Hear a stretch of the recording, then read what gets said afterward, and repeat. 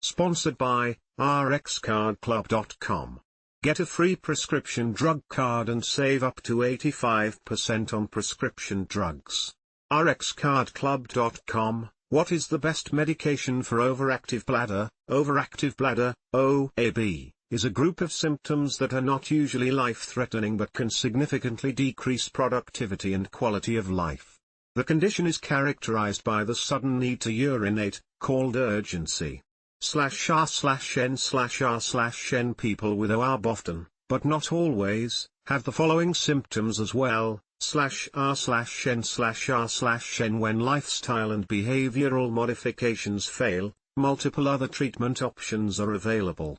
The medications most commonly taken for OAB are prescription anticholinergics or beta-3 adrenergic agonists. /r/n/r/n Here's what you need to know about medication options to help control symptoms of OAB. /r/n/r/nWillie B. Thomas, Getty Images/r/n/r/n The American Urological Association recommends lifestyle modifications and behavioral therapies before starting medications for OAB. These can also happen in conjunction with medications.rnrnStrategies with proven effectiveness include the following: /r/n/r/n Several types of medications may be prescribed for OAB management. The two most common classes include the following: /r/n/r/n Other medications that are taken for OAB less commonly include /r/n/r/n Here's a closer look at the medicines in these classes. /r/n/r/n The best treatment for overactive bladder includes behavioral therapy, bladder training, pelvic exercises, and fluid management, which may be combined with medications. A personalized approach and the specifics of a treatment plan will vary depending on the severity of symptoms and the underlying cause. /r/n/r/n Anticholinergic medications help alleviate OAB symptoms by blocking nerve signals that trigger bladder contractions. /r/n/r/n These medicines can reduce symptoms of OAB by up to 70%. However, their side effects often cause people to discontinue treatment. Keep in mind that some research shows that despite improving symptoms of OAB, anticholinergic medicines don't typically impact overall quality of life. /r/n/r/n As a class, anticholinergic medicines are known for causing some serious side effects, such as the following: /r/n/r/n These side effects are more common in older adults.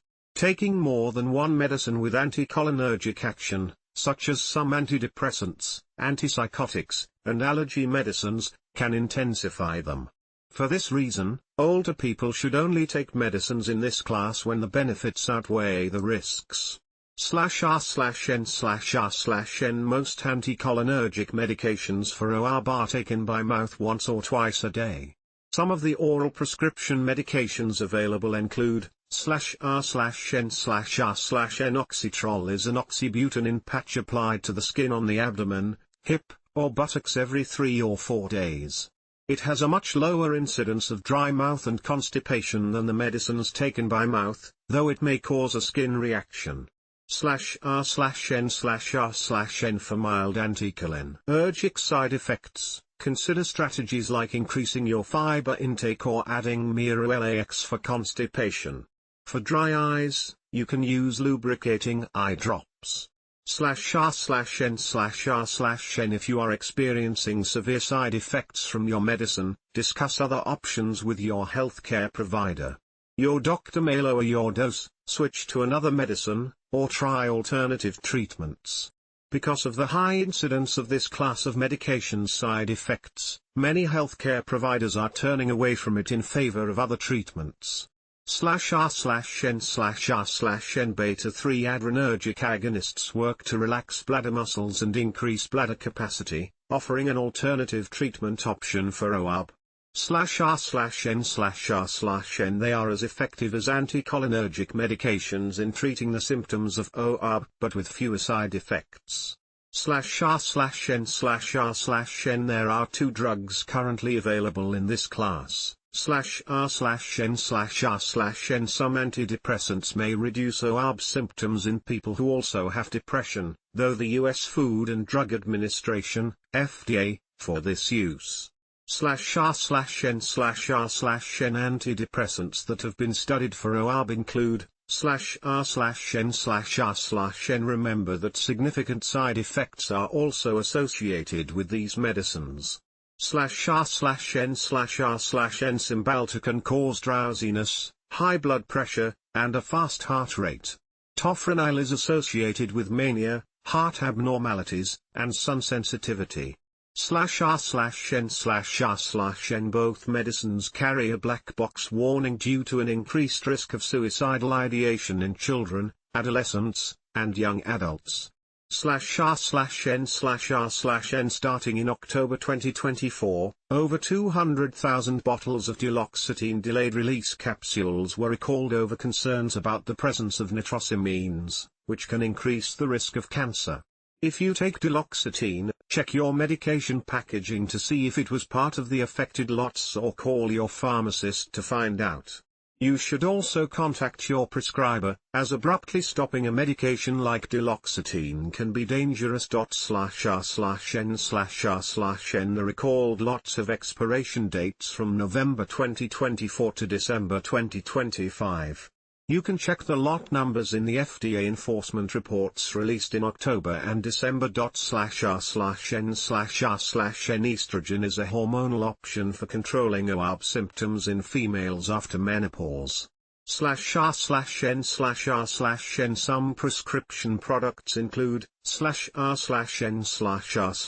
Estrogen increases the strength and flexibility of pelvic floor muscles to help control incontinence, but keep in mind that current guidelines do not recommend it. /r/n/r/n.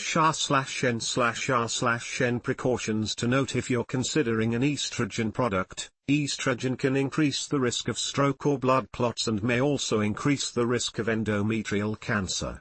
/r/n/r/n. As always, discuss the pros and cons of hormone therapy with your healthcare provider before starting treatment. /r/n/r/n. Botox, botulinum toxin A, can be injected into the bladder wall to relax or paralyze the detrusor muscle. It is FDA approved for OAB. /r/n/r/n. The ideal dose of Botox for OAB is 100 units. Higher doses work better but can often cause urinary retention or the inability to urinate. Other side effects include UTIs, pain when urinating, and muscle weakness. Up to 45% of people who get Botox injections for OAB reported difficulties urinating after the procedure.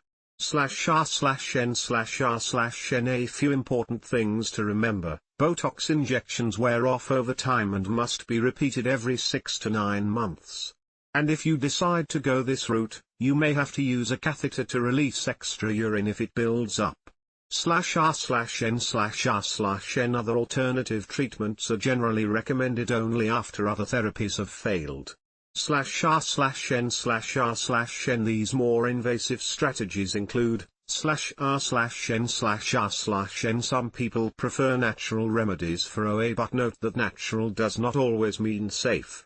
These treatments aren't generally studied like prescription medications, so we know less about their benefits and risks. /r/n/r/n. Natural treatments for OAB include the following. /r/n/r/n. Overall, there's not much evidence that these treatments are effective. More research is necessary before they can be routinely recommended. /r/n/r/n. In the United States, the Food and Drug Administration, FDA, does not regulate supplements like prescription drugs. This means some supplement products may not contain what the label says. /r/n/r/n. When choosing a supplement, look for independently tested products and consult a healthcare provider, registered dietitian nutritionist, RDN or RD, or pharmacist. /r/n/r/n.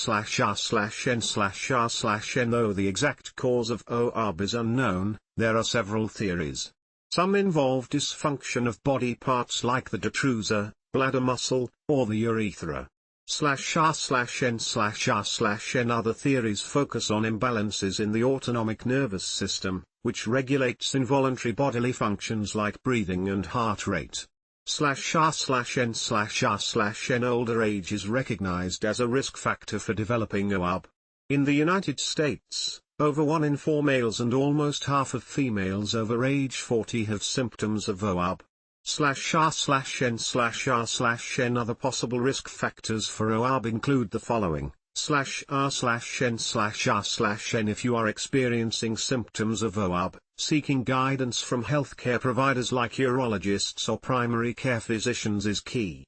These providers can diagnose and recommend therapies or medications that help. /r/n/r/n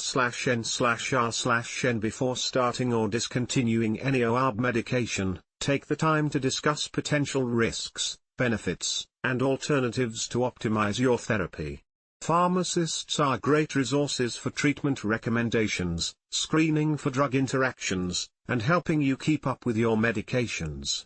/r/n/r/n When it comes to OAB, there are lots of treatment options available. Before adding medications, the latest recommendations call for lifestyle modifications and behavioral interventions. /r/n/r/n The medications most commonly taken for OAB are prescription anticholinergics or beta-3 adrenergic agonists. Anticholinergics, in particular, are associated with some significant side effects, including dry mouth, constipation, and cognitive impairment. /r/n/r/n If these medicines don't help or side effects make them a poor choice for you, alternative medications include antidepressants, estrogen, and Botox. Procedures like posterior tibial nerve stimulation or sacral neuromodulation are options as well. There are notable precautions to keep in mind for whichever option you choose. /r/n/r/n Your healthcare provider or pharmacist can help you decide which intervention or medication may be best for you. If you experience side effects or feel your treatment isn't working, ask your healthcare provider which alternatives can help. /r/n/r/n rxcardclub.com. Get a free prescription drug card and save up to 80% on prescription drugs.